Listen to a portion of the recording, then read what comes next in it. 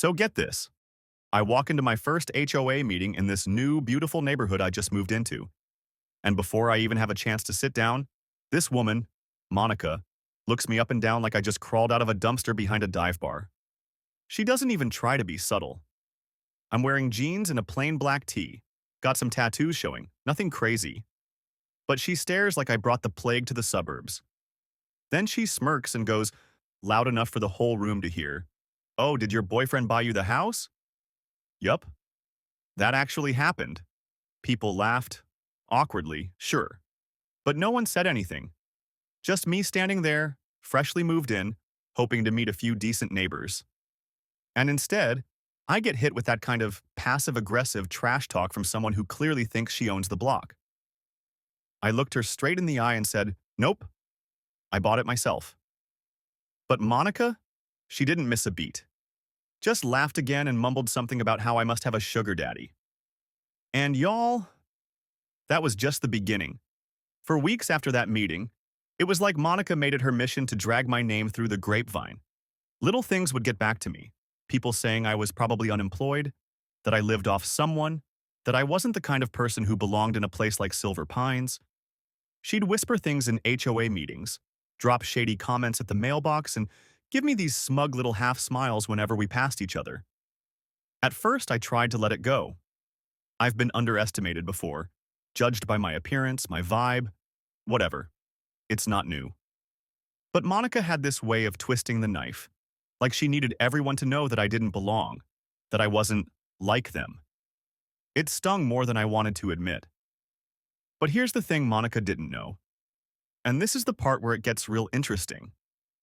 A few weeks later, she walks into a parent-teacher conference with her daughter, one of my brightest students, by the way, and the look on her face when she sees me sitting there behind the desk, let's just say it was priceless. But I'll get to that part. First, let me tell you exactly how it all started. What it felt like to be branded a freeloader in my own neighborhood.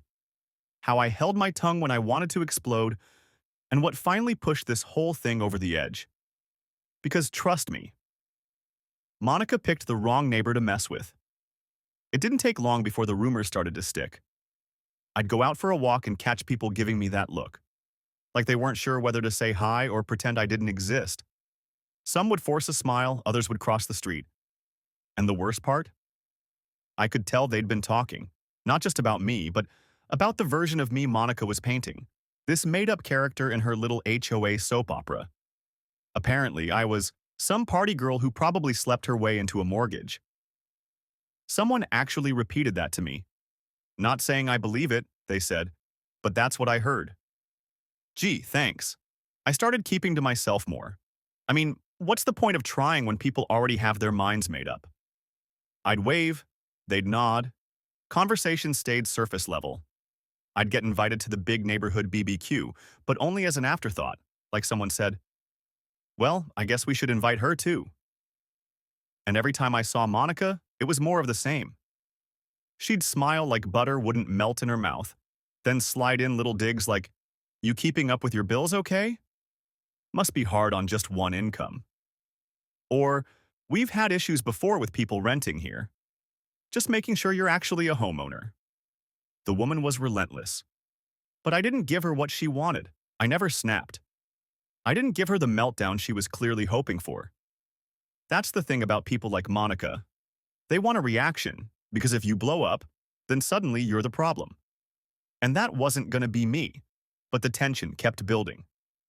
I'd catch her standing a little too long near my driveway, talking to other neighbors while glancing at my car. She asked our HOA president, loudly in front of others, if background checks were required before someone could purchase in our community. She even flagged me once for a lawn violation. I'm not joking. My grass was like 2 inches higher than regulation. I literally had a guy out mowing it that weekend, but she reported me before he even finished. Then came the weirdest one. She told one of the board members that she couldn't confirm if I actually lived there full time. Like I was just squatting in my own house? Really? At that point, I started documenting everything. Screenshots, emails, timestamps, photos. I wasn't about to get bullied out of my own home. But more than anything, I started wondering what exactly Monica's deal was. Why did she care so much about who I was, what I did, or how I got there? And the answer came, funnily enough, from a conversation I wasn't even part of. One of the other moms in the neighborhood, Shannon, who always seemed a little more grounded, pulled me aside one morning as I was loading groceries. She said quietly, "Look, I'm sorry about the way Monica's treated you. Not everyone's like her. And honestly, I think she's intimidated by you." I blinked. Intimidated? Shannon shrugged. "You don't act like you need this place. You're smart, confident, and you don't kiss her ass like most people do. That scares her." I didn't know whether to laugh or cry. All that hate, just because I wasn't trying to fit into her little queen bee fantasy? Just because I wasn't begging for approval? But Shannon was right. Monica needed control. She needed to feel like she was the one with power, the one who belonged the most. And to her, someone like me, quiet, independent, not from her circle, was a threat. So instead of getting to know me, she made up a whole story that made her feel better about herself. Still, knowing that didn't make it easier to live with. I was tired. Tired of walking on eggshells in my own front yard. Tired of being the subject of whispers and half smiles. Tired of pretending it didn't bother me. Then came parent-teacher conference week at Riverstone. My students knew me as Professor Madison. I kept things professional at school. No one there knew I lived in Silver Pines, and honestly, I preferred it that way. School was my zone, my safe place. But that week, all the tension, the whispers, the judgment, everything Monica had thrown my way was about to come crashing back on her. Because nothing in the world could have prepared her for the moment she walked into that room and saw me behind the desk. I'll never forget the look on her face. It was late Thursday afternoon, and I'd just finished a really great meeting with one of my students' parents.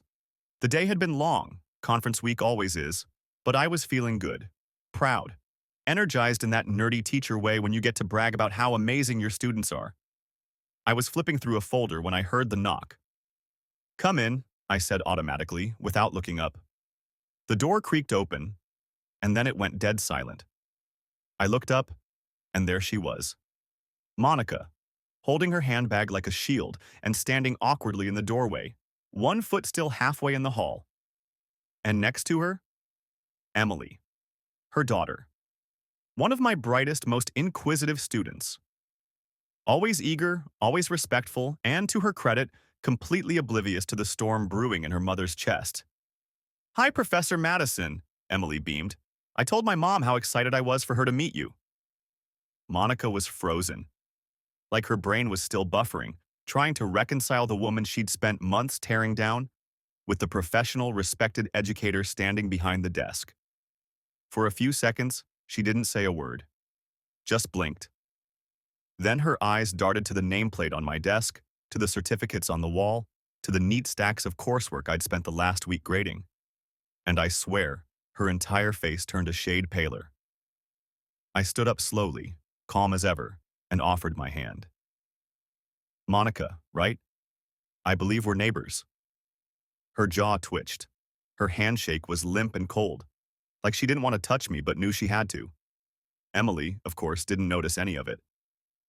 She dropped her backpack and launched into how excited she was for our upcoming psychology project. I let her talk, keeping my eyes on Monica the entire time, watching her squirm, watching the reality sink in.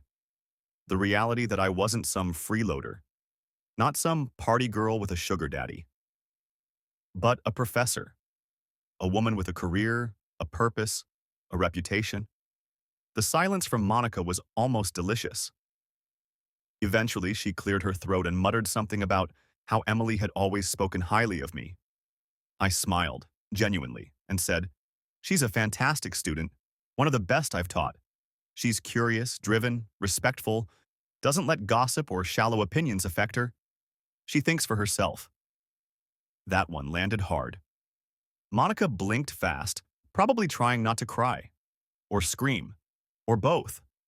She tried to steer the conversation toward Emily's grades, fumbling for control, but I kept the tone professional, calm, sharp.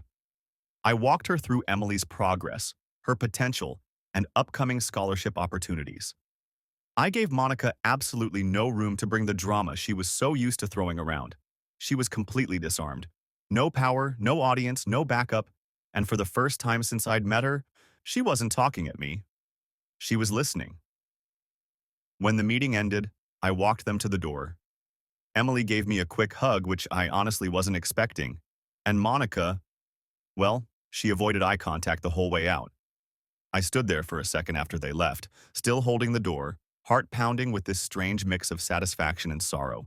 Because on one hand, yeah, it felt good. After all the passive-aggressive jabs and cruel assumptions, it felt damn good to finally be seen. For her to finally understand who I really was. But on the other hand, it was sad. Sad that it took a moment like that for her to even consider treating me with basic respect. The next neighborhood meeting?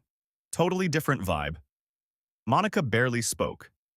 She sat toward the back instead of holding court in the center like she used to.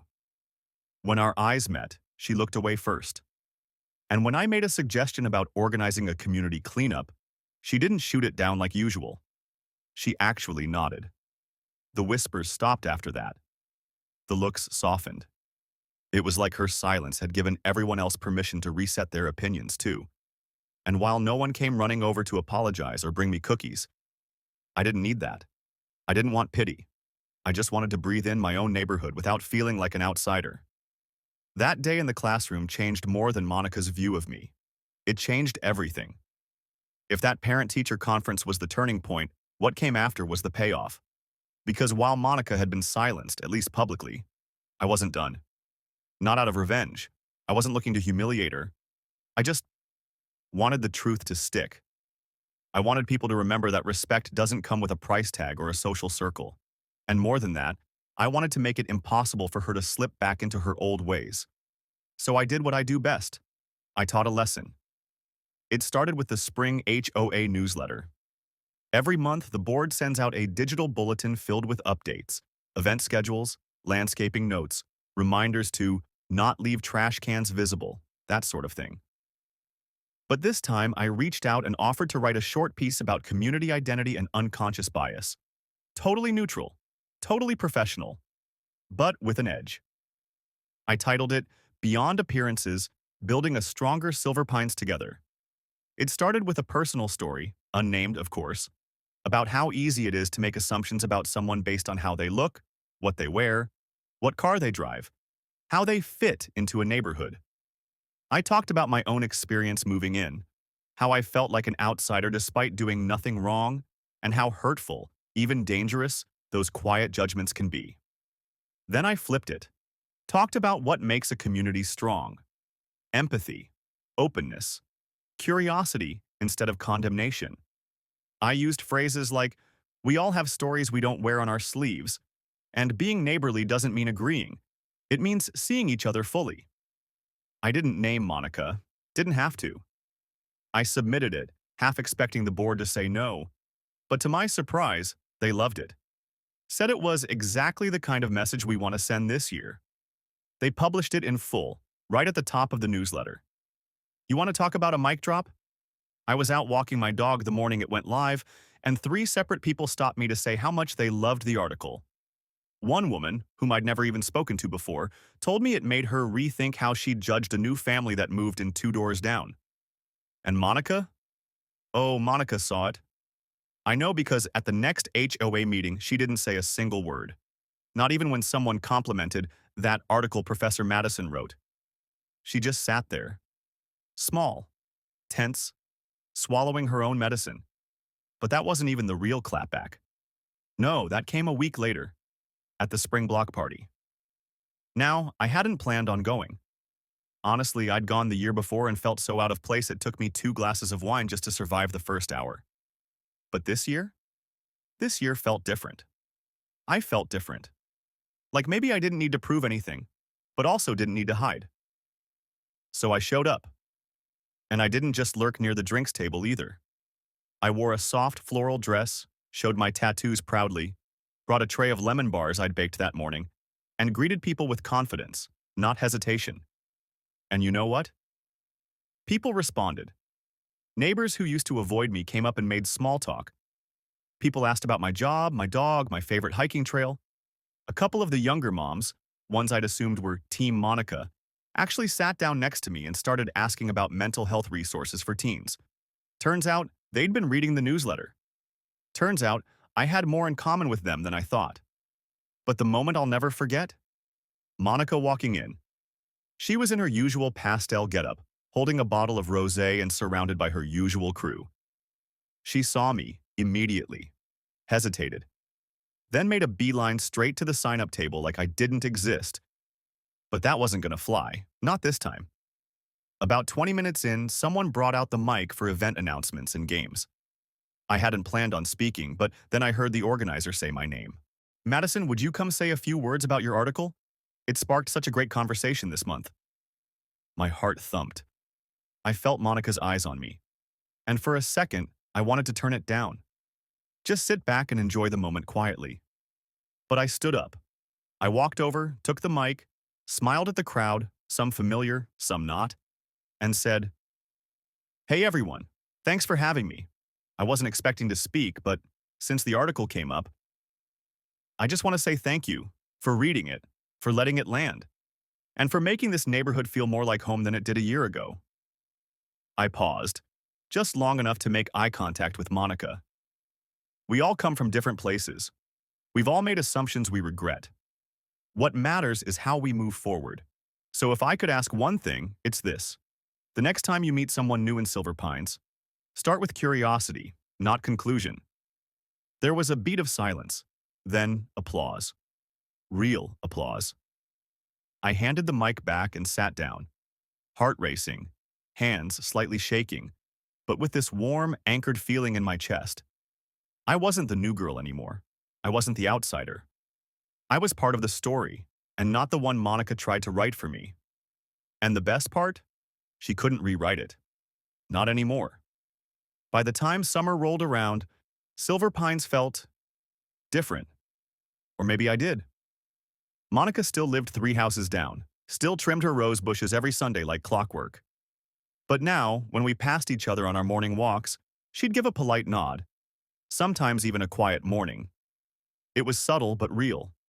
The fake smiles were gone. So were the whispered digs and passive-aggressive HOA comments. It was like someone had finally turned down the volume on the neighborhood drama and turned up the peace.